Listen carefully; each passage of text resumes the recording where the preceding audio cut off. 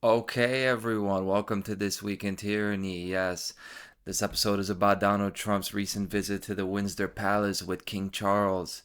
And as you're seeing this right now, this is giving me a great opportunity to show you that amidst all the political rhetoric and all the tough talking, amidst all the stuff that we see in politics in the news, every now and then the world leaders and the most famous people in the world are going to show you who really runs things. They're going to make it very clear and visible by bending the knee, by playing out these rituals of subservience, demonstrating their obedience and their harmlessness towards the ancient rulership and ancient control agenda for the world. Here it is. This is the Wailing Wall, the Western Wall of Jerusalem.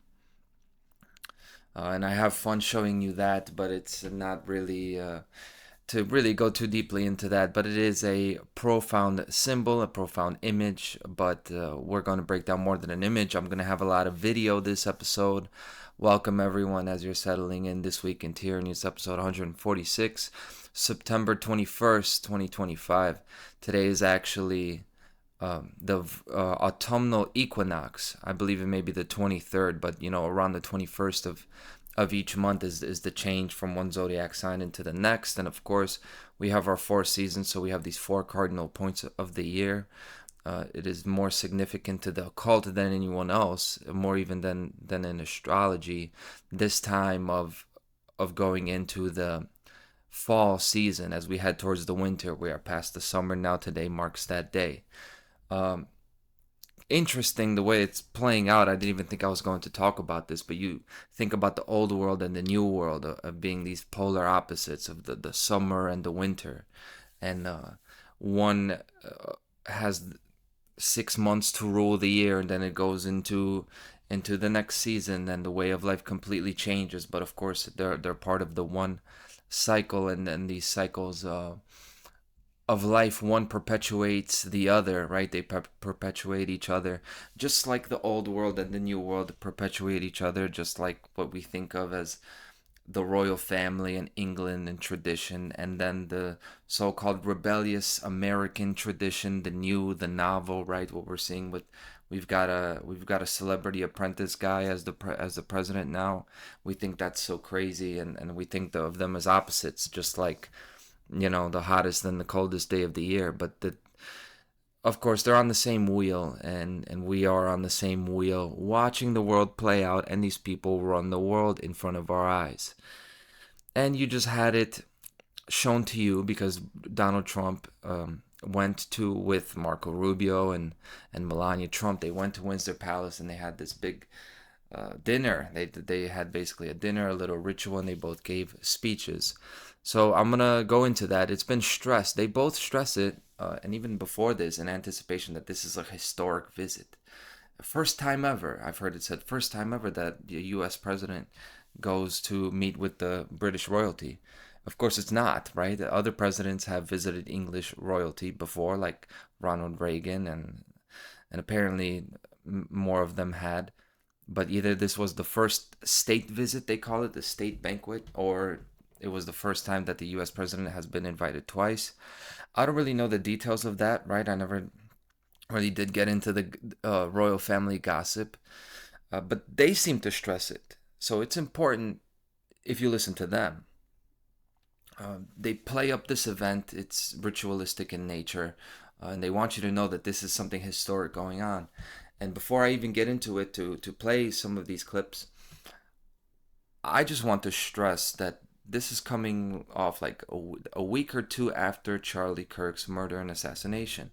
And not to advertise myself or pat myself on the back, but I did the longest episode I ever done was last week and talking about these connections between Charlie Kirk and King Charles. Of course, it's an obvious connection, right? The first names are the same. Okay, big deal, great occult symbolism there. But I talked about some other things that I do think, I can be proud of as far as the connection to other English royalty and Spanish royalty as well, and the connection to Robin Hood and the stuff that I definitely didn't hear in any other channel talk about, right? But regardless of that, The reason I bring it up is because clearly this connection to European royalty is relevant. It didn't just happen in my head, and I'm pointing everywhere trying to show you where it is. Clearly, they're stressing it, right? Because you are shown this. I don't know if you saw it on Fox News, but you definitely saw it on Sky Sports and the British news as well. So let's get right into that and see what this debacle, this spectacle really look like.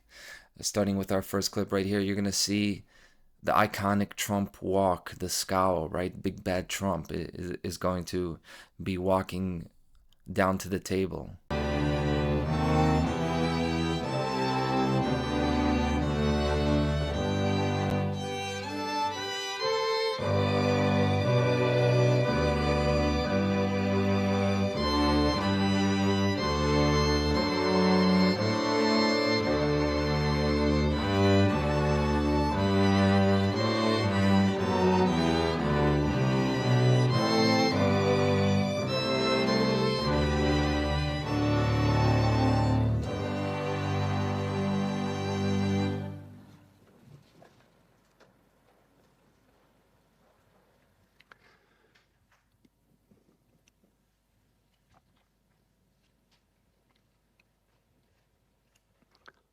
And the procession continues. The Prince of Wales ensuring that the First Lady is sat. He's wearing a Windsor coat, which is a white tie jacket, which has red cuffs and red collar, which members of the royal family always wear at Windsor, and which has been a tradition going since Georgian times. And you could take that look on his face to mean a multitude of things, right? Either it's a sign of seriousness, like a reverence and respect for the occasion. Maybe he's just getting into character, right? Or putting on a game face for what is essentially him being forced to deal, like being dragged, forced to participate in this ridiculous, embarrassing ritual. It's very embarrassing. Now, you heard the presenter, the English reporter, talk about the red cuffs and that tradition of wearing the red cuffs, because Donald Trump didn't go there dressed like a revolutionary general, right? He didn't go dressed normally like the president of the United States. He went there dressed like traditional British royal garb, uh, including the red cuffs. And I've never thought about it. I've never heard of that symbol before, but it to me right away, I'm thinking that the reason you would wear a red cuff around your wrist is this is symbolizing exactly what the royalty and the ruling classes of this world do, is that their hands are of course clean when they sit down at the table, and in front of us their hands are clean, meaning they seem to be morally guiltless of all of the immoral things that are going on in the world if they show you their hands. But their cuffs are drenched red, soaked in blood, because what the leaders of this world are engaged in is straight up murder, genocide on a mass scale, right? Not just talking about what's happening in Gaza. We're talking about the systematic, historical, and repetitive annihilation of humanity, degradation in all its forms. That's why they have the red cuffs. To me, the reason why is very simple. I noticed a few other things that I just have to point out to you, and we're gonna keep playing it right here, where they're gonna talk about some of this symbolism, mainly the centerpiece, this big statue sculpture of Saint George killing the dragon. And once everyone's sat down, the king will indicate that he is ready to welcome the President of the United States. The centerpiece there of St. George killing the dragon at the center of this table. A reminder of the tradition of the Order of the Garter, for which St. George is the symbol that is so much evident in this hall. Not to go too deep into that reptilian symbolism, because you could go into Michael Tessarion especially go into this a lot, which I have enjoyed learning about that. But it's very simple to me. If you're killing the reptile, now that's being taken to, as you know, you could say you could expel the snake from the garden. It's a very noble and chivalrous thing, right? Killing the dangerous predator, killing the snake. But to me, why it would be in Windsor Palace, why it would be in the place that contains the history, the karmic and genetic imprint of British royal empire throughout history. The reason you would have someone killing the dragon, which is a serpent, right? It's the same thing. It's like a slimy, cold-blooded thing with scales. Um, it either has a venomous tongue or it actually spits fire. It's the same kind of an idea. The reason you would have that on the table to display that is to show that you are usurping or you are taking over that reptilian rulership. And I don't mean reptilian shapeshifting. I mean the reptilian brain, the most basic, the animalistic base beast consciousness of the world, because that is what Satanism is. It's not worshiping the devil.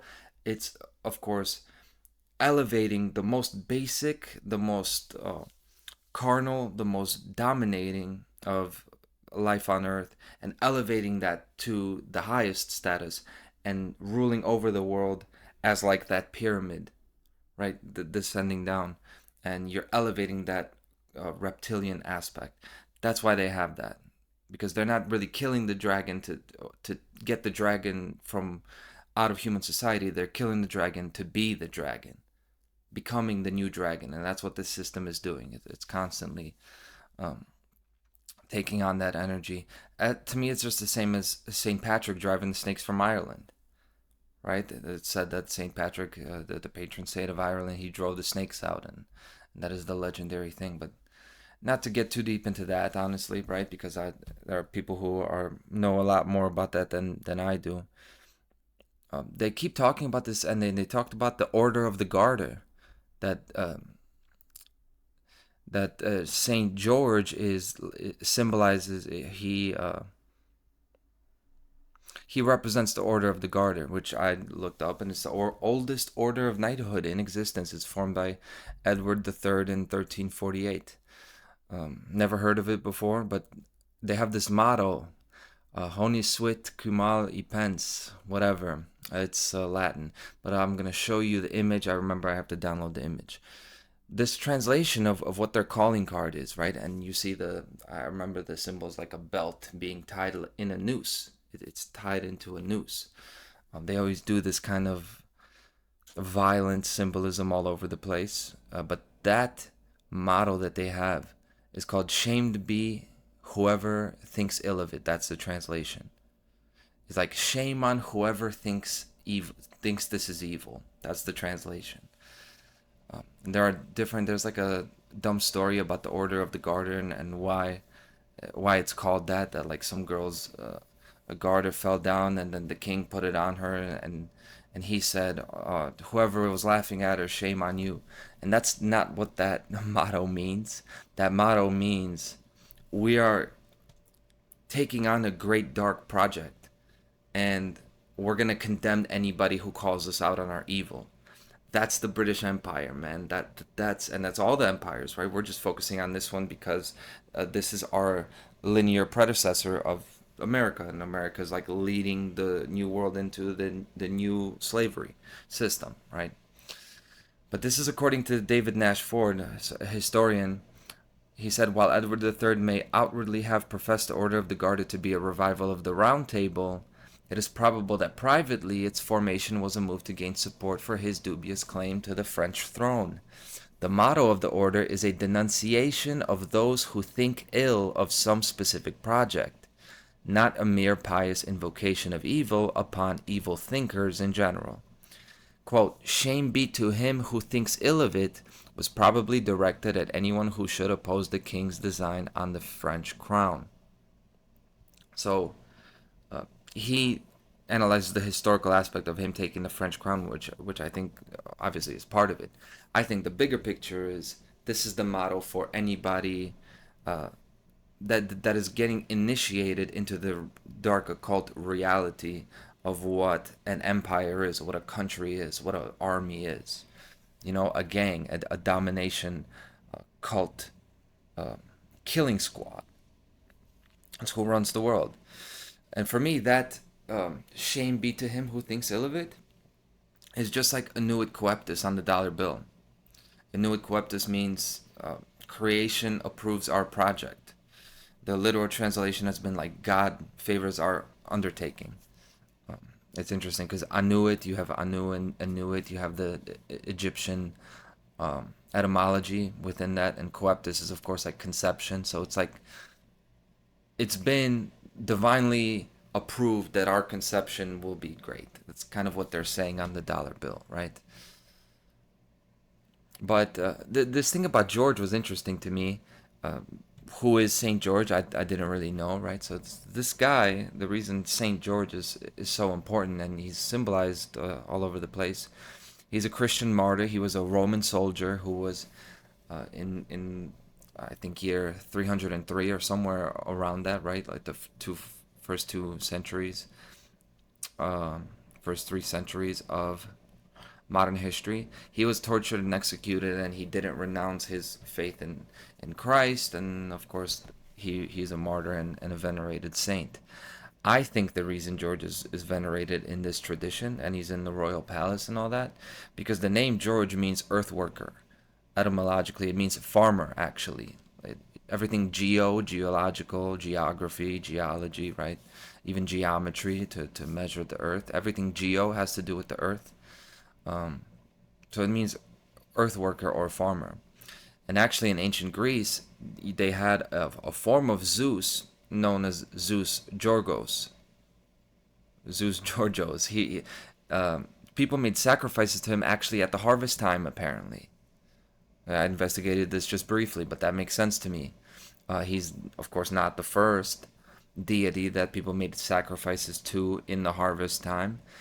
In all different religions, and of course, I don't want to get into astrotheology and syncretism and all this stuff because I think we all know by now, or at least there's plenty of knowledge out there to show very clearly that all of these religions all throughout the world in all different times in history have common roots, and those common roots are due to the control structure who have been living as gods on earth. They're not gods, but this rulership control structure, they see themselves as holding the keys, the symbols, all of the power, all of the control of all of these traditions that these religions go together with. They see themselves as the gods on earth, and certainly they see themselves as having connections to what if they do perceive anything as being God or have their own form of God, whether that's Satan or whatever it is, the Anunnaki, hyperdimensional beings. If you think that the Satanists believe in that, whatever that is, they see themselves as the head of the spear of that. So however you want to slice it, clearly they're using those symbols in that way. And it's important to them to do rituals at certain times, like the harvest time. So back to Zeus, Georgios, and all this. The English Empire is really the Roman Empire. There's a nod to them there. And the Roman Empire, of course, came from it inherited the Greek Empire, or the city-states, before they were unified. I'm not a Greek historian. At the end of the day, I say, I don't know. I wasn't there. And I don't know why we need to pretend that we know what happened thousands of years ago, because I don't think we do. But I am confident with high certainty that I can tell you why the ruling class, elite circle, used the same symbolism over and over again. They're tracing an ancestral tradition of domination, of power, and controlling the people all the way from antiquity until now. And they don't want it to ever to end. They're just creating a new version of the system.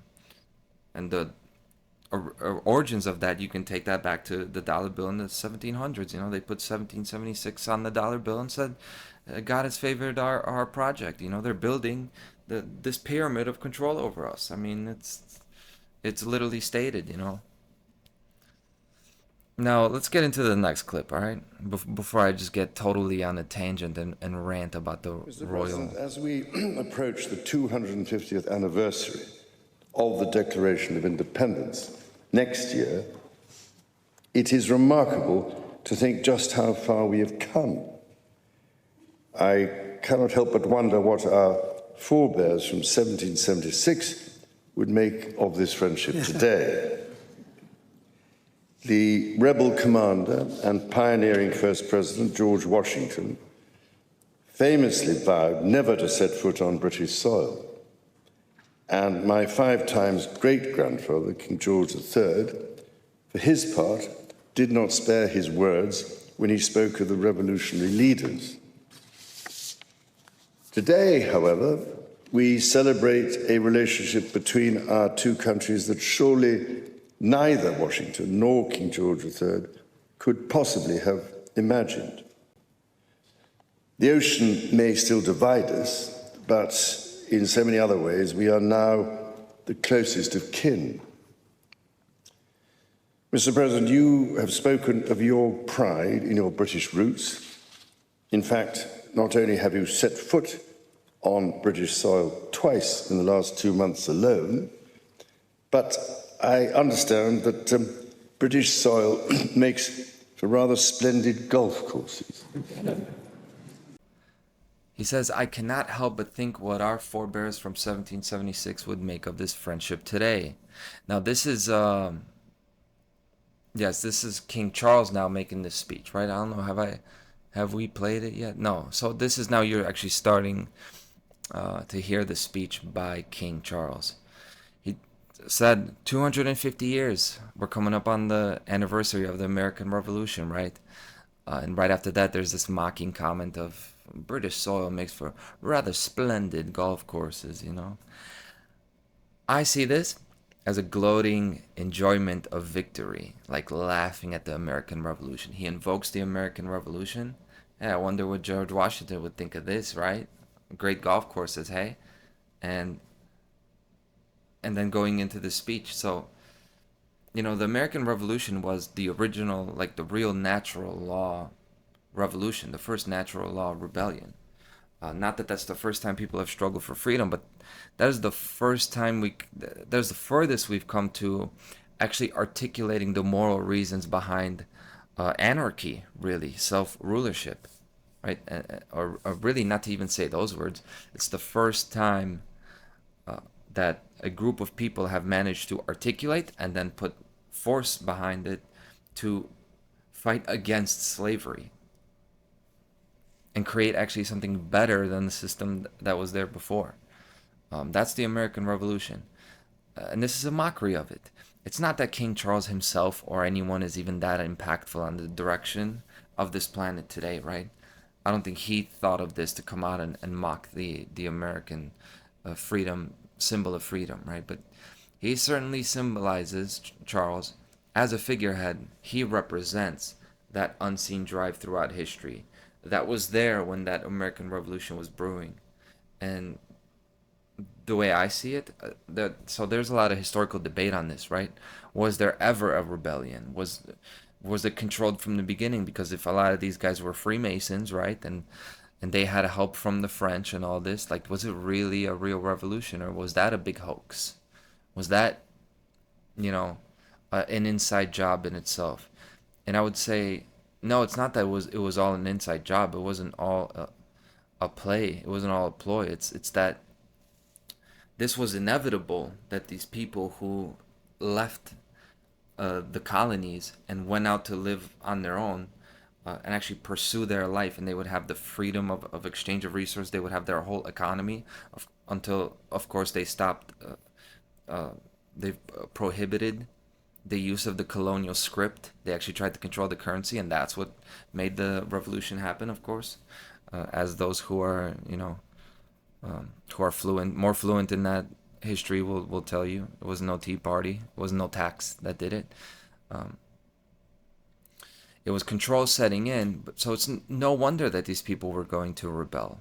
And I think, and it's the same thing that would happen today, if we and everybody on the One Great Work Network, and we could reach all the people in the anarcho-capitalist community, and we would all combine with everyone and actually get a driving force, and maybe without a single shot, or maybe even in a fight, would have a great victory that would reverberate all over the world, and we would actually have the principles of freedom and natural law win. That wouldn't be the end of the battle. And I think that's what happened with the American Revolution. They saw that they were going to win, and they made it work for them, because these fucking people in the dark ruling class, they never stop. They are like the serpent. they're like a crocodile. You see them sometimes. You could cut their leg off. They'll lose a limb, and nothing. They don't flinch. They just keep going because it's all. It's not that they have great strength or courage. They just don't know anything else other than pursuing domination and control. That's just who they are. That's how psychopaths operate. They just have their thing. That's the only thing that ever makes them feel anything, that ever is worth anything to them, and they will pursue that. To know, to any end. That's what this is. So Charles is speaking for all the social engineers and all the occult rulers throughout history, and then they have the American president there on a leash as they do this. So, the American Revolution was great, but almost immediately they started working on reeling them back in. And over time, the first national bank and the IRS and the Federal Reserve, and then breaking up the family in the 60s, all the countercultural movements, all this stuff over and over again. The wars, killing the best and bravest and youngest of them in the world wars, again and again, traumatizing people in Vietnam. This is a constant, this agenda never stops for them, man. And it's pretty obvious, but people are just way too stupid, I guess. I don't know, man. I don't know why they do that, man.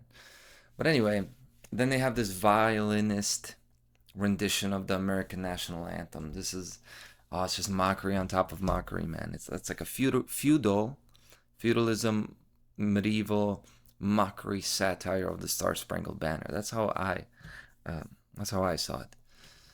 And then we go from King Charles' speech to Donald Trump's speech, King Donald Trump. And I think it's so ironic and funny now.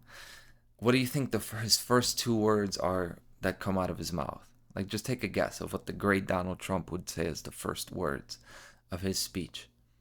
And by the way, you won't be able to hear it really in the video I use because they have this reporter talking over it. But the first words of Trump's speech are, "Your Majesty." The king will raise his glass to the president, and a drink will be taken. The king there, with the president on one side and the Secretary of State on the other, outlining his warm affection for the history of the special relationship, its current working, and the importance of it going into the future. And the President of the United States will reply.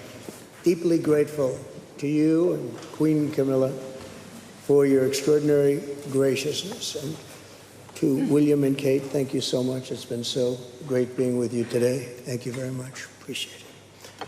It's a singular privilege to be the first American president welcomed here. And if you think about it, it's a lot of presidents, and this was the second state visit, and that's the first, and maybe that's going to be the last time. I hope it is, actually. But this is truly one of the highest honors of my life. Such respect for you and such respect for your country. For many decades, His Majesty the King has epitomized the fortitude, nobility, and the spirit of the British monarchy and the British people. Your Majesty. I almost wonder if it's not intentional to have this nobody, this news reporter, talk over the first words of the President of the United States and be late to introduce him with that bad timing. Probably not intentional, but it's very fitting. It might as well be. But I don't say that like, I don't think Donald Trump deserves any respect. He doesn't. But this isn't about him. This is about us, the people of not just America, but England, the people of both England and America, who just stand by watching these people on the screen, watch life roll by without making any of the decisions that affect them and their communities and their families. You're not making any of the decisions, guys. You're watching these guys go and make the decisions for you. And that's why they call themselves the sovereign, the British sovereigns. They call themselves the sovereigns. Every king calls himself the sovereign as being like the only free person. People, my friend was wondering that about the name Charles, because the name Charles means free man. Well, what, freeman and king is like the same thing essentially, because you're the one. Nobody is above you essentially, right? So King Charles is like the sovereign king. That's literally what it means. Is I'm the guy.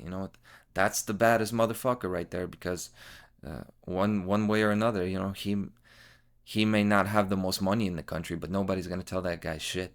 They're carrying him, like they used to carry the Pope on the big, they used to have the big platform, and people think that the Pope and the King is like an obsolete figurehead position, that they don't actually have any power. You may think that, but who's the one fucking carrying them on their shoulders? I used to wonder how the English people could have this like jolly and warm attitude towards the royalty. And that's not to say everyone does, but most.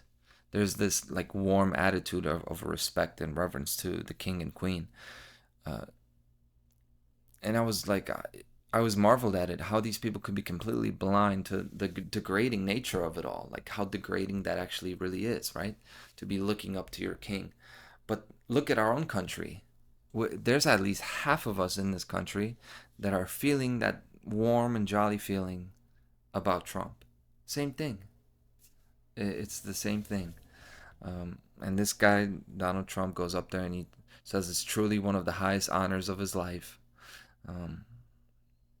I think back to him touching the Western Wall in Jerusalem, and this guy that calls out the media and calls people fake news and like really rough and tough language. But when it comes to things like this, he's like the most respectful guy, bowing. I'm surprised he didn't get on his knees in front of that wall. Because when it comes to venerating like old British roots, apparently that's okay. He talked even about the bust of Winston Churchill being in the White House, the beautiful bust of Winston Churchill. It's in the Oval Office. That's what he said, as if this is someone to be venerated or even respected, But they do. Now, King Charles also said in his speech, and this is one last thing I want to comment on. He said this. He said a lot of bullshit too, right? He talked about a lot of agendas, the environmental agenda. He was right next to Trump talking about how much we need to battle tyranny in the world, and we need to support our allies in the Ukraine. And Donald Trump's just he disagrees with that, at least in his political actions. But he's got to sit there and take it, because that's what they do. But King Charles said in his speech that the two of them, the two countries, they're two notes in the same chord, and two verses of the same poem. And that's true. That is true. That is what that means. England and America. It's not that it's just England and America. It's the old world and the new world. They're not actually opposites, and they're working towards a singular goal. And I talked about that. I talked about Charlie Kirk last week, symbolizing that, and then Tyler Robinson, the guy who allegedly shot him, symbolizing the new world and the old world. This guy was talking about traditional conservative values and beliefs, right? Reinvigorating the family structure and the church. And this guy, it's not that we know that much about Tyler Robinson, but he's one of these kids. Meme culture, stood up to that voice. Robinson, I talked about that, and Robin Hood. Take from the rich and give to the poor, right? So these symbolic connections to European, especially English royalty, the old world and the new world being on the same team, working for the same goal. That is a big point that I've been making in the past several weeks. I would end the show, though. I like to end the show now with this, showing you the attitude of the so-called world leader. Both the so-called world leaders, the actual world leaders, too, the occult ruling class, right? All these people, what they must think of us, what they think of you, and how much of a joke people are due to their small level of having a little knowledge and no action. A little bit of knowledge, no action. And cowardice silence in the everyday reality of suffering and injustice in the world. The way people are quiet as a mouse when it comes to actually risking their comfort, risking their life. The way people just serve their rulers like pets, and somehow, talk to each other and talk to these people, interact, and really think that they're all equal.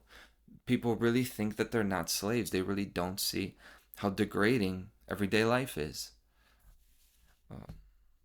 And maybe not every second of everyday life, but just living the way we do it with not actually being in control of our own destiny. I mean, of course, you could do anything you want to, but those taxes, you're gonna run into them.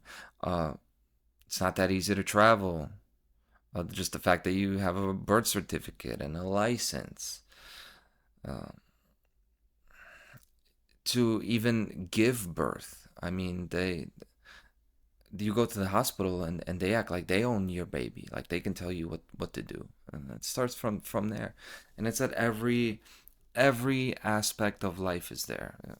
Food, there are things that you're not allowed to eat. There's a Food and Drug Administration. Drugs, right? There are things you can take into your body and things that you can't do.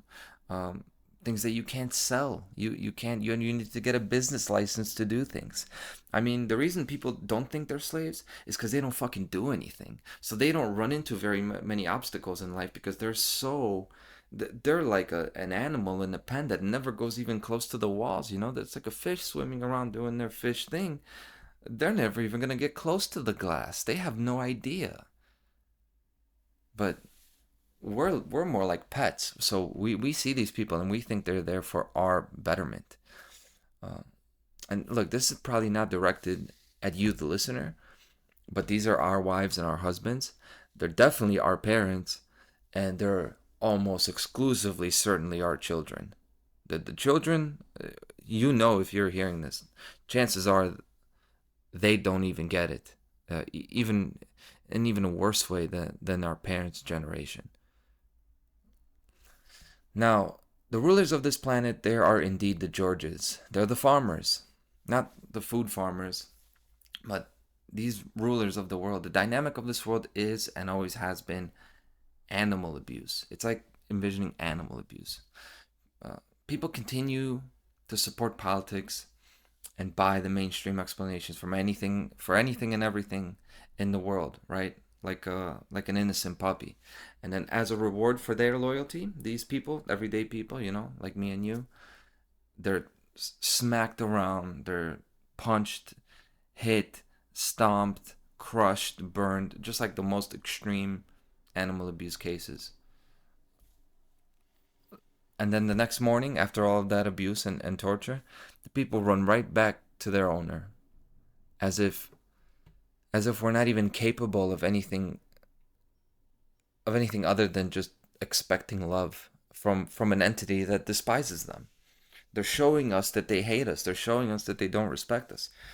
People are killed by governments, by the hundreds of thousands, by the millions every couple of years, right? By different governments, but they're showing you we're not getting rewarded for our supporting government. The economy keeps getting worse. Where it's always talking about making things better. It never gets better. It's abuse. It's an abuse cycle. It keeps getting worse and worse. And we are like that animal. There's barely, that they have 3 legs. They're barely, they have no food, no water. And with their last bits of energy, they're crawling towards their abuser. That's humanity, man. The earth as of today is an animal torture farm. But if we could just find our teeth, that abuse would end today. You think about this person doing that human, a human could shoot or we have the technology to put down that animal. But if you're talking about like extending your hand out and then putting your hands on a dog like that, what if that dog chose to bite them? And with that ferociousness that they have, they would win.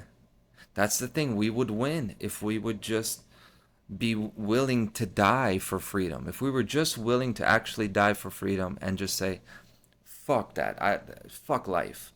I have all these things I want to do in life. I do. There are all these things that I'll miss out on if I go sacrifice myself for freedom. But I can't tolerate this anymore. Let me just go fucking bite this guy with my teeth and rip this motherfucker to shreds. If we did that, we would fix the world. We would at least cure the world of its abuse, which has been my main goal since I started making these episodes of This Week in Tyranny, from episode 1, and before that when I was doing my presentations. Just end the abuse by any means necessary.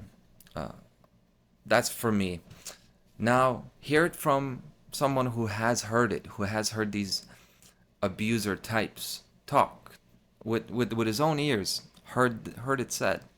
This is from a former Satanist who was in the rituals and he was in the meetings where social engineering was discussed by the people who were on some level involved in this. And I'm going to let him take it away. Cheers to Mark Passio, wherever you are. Cheers to everyone who's watching this. I hope you enjoyed. And I'll see you next week in This Week in Tyranny. The people were certainly pretty rich, low upper class. I wouldn't say they were, super rich elitists at the top of the food chain of the financial structure, but they had considerable money and lived in a very nice home. There was a area set up with some basic banquet tables and catered food after the actual ritual took place in the basement of the home. And this was what is known as, on this day, a compassion ritual or a sympathetic ritual. Some grottos describe it differently, a sympathy ritual or a compassion ritual. What that means is they gather as what they refer to as a mastermind, meaning that they all have intent and clarity of focus on one goal. As I recall, and I don't remember exactly what the goal or focus of the ritual was, but it was to get some type of legislation passed in the local area. They had point people in the local government, and they wanted to pass legislation and get it voted through in the council, where they had people on that membership board or council board. Okay? That's what the ritual was for, to direct energy toward that goal, to direct intent and focus toward getting that goal accomplished. And then they go out into the real world and do it. Okay? So it's not just ritual magic. It's ritual magic combined with willpower to actually do it in the 3D domain as well, but then put the energetic focus behind it as winds in the sail of that ship. So, this is what a gathering of Satanists looks like. From one who has been there with them, namely me. That is me depicted in the foreground on the left when I was younger. Okay? Not too bad of a rendition. And this is really what it looked like, folks, as closely as my artist could draw it based upon my description. This is so far, few people have attempted to draw this. This is the closest that I have seen anyone come to getting it exactly as it was. On the patio outside the door is that gentleman in the back wearing that little headset, okay?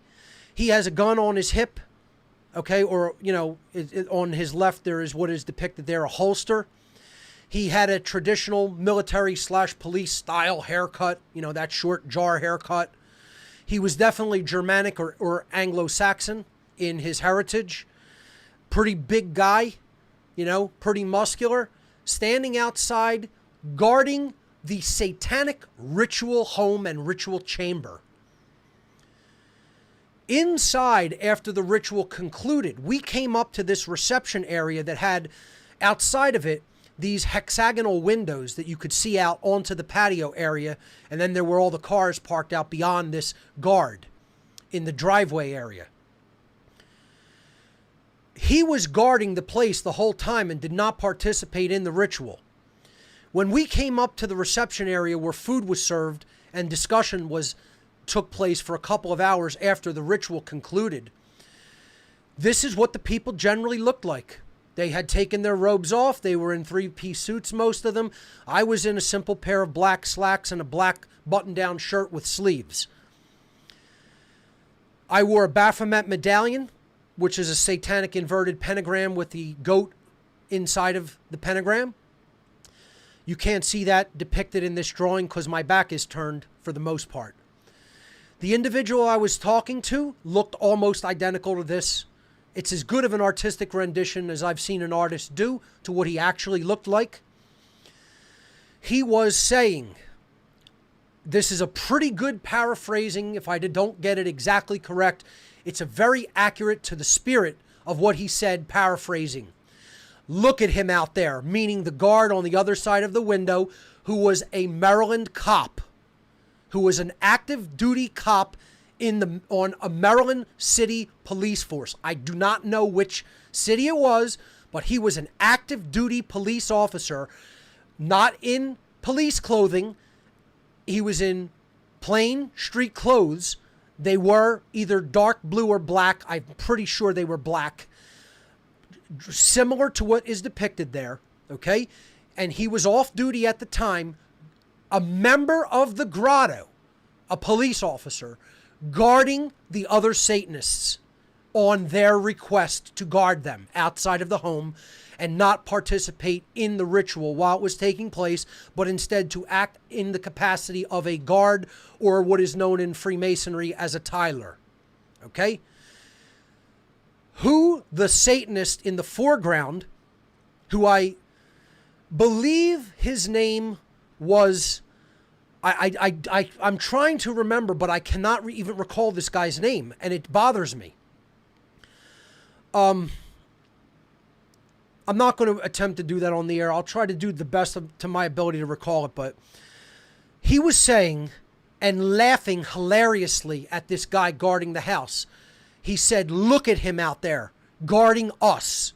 He's one of our dogs, one of our pets. And I basically said, what do you mean? And he's like, there are animals, there are dogs, our pets. We own them all. And I'm like, who do you mean? What are you talking about? And he said, we own the police and military. We own them all of them throughout the world. We could call those shots. We conduct their behavior.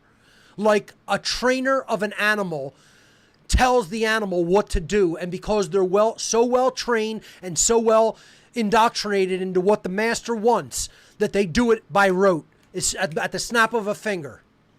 He said they will sit when we tell them to sit. They will attack when we tell them to attack. They will kill. They kill when we tell them to kill. Just like the well-trained animals they are. This is who what your masters think of you, little children in the police and military. The order followers out there who are doing the bidding of these people, who are sick, satanic pedophiles. And this isn't a claim. This is the truth of the matter. They are the owners of all the governments. They are the owners of all the religions. They are the owners of all the media. They are the owners of all the secret societies. They are the owners of all the police, all the military, all the education systems, all the publishing houses, all the financial institutions, all the banks, all the central banks, all the think tanks. You could go on and on and on. They're the masters and owners of that entire infrastructure of the world. You want to think that that's untrue? Go ahead and think whatever the fuck you want. That'll never make that statement that I just made untrue, and it will never make it untrue that they own the police and military and think of them like this. From their lips to my ears. This isn't a secondhand account. I was in the room with them. If you don't accept that or believe that, fuck you. You're not going to tell me what my life experiences were because you, asshole, weren't there. And I was. So I want to thank Mark, my in-house graphic artist, for doing a fantastic job in rendering this as closely to accurate as he could based upon my description. Awesome job, man. Thank you. Thank you. This is a tremendously valuable effort that I have asked for, and finally someone has come in and started drawing things that I have witnessed, or concepts that I want drawn that there is no image that you could search an image for.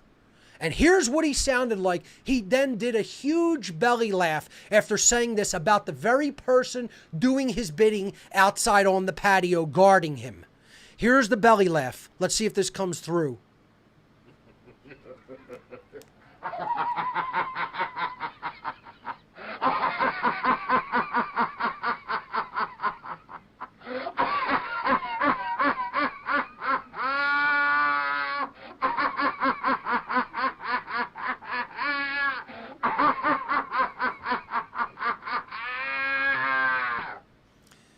Okay, I was monitoring that in my headphones. That is almost identical, especially the last one at the end, where he was almost gagging. You could hear he couldn't barely even get the air out because he was laughing so hard. Like when you laugh so hysterically at something that all the breath and wind leaves your lungs. That is almost identical in that last part to what he actually sounded like, how he was maniacally laughing at this off-duty cop doing his bidding. That is what they think of you, you rat punks in the military and police. You're a tool. You're a child. You're a naive little child. You're an order-following child who has mommy and daddy issues. You hate yourself deep down inside in your heart. You hate yourself deep down inside in your soul.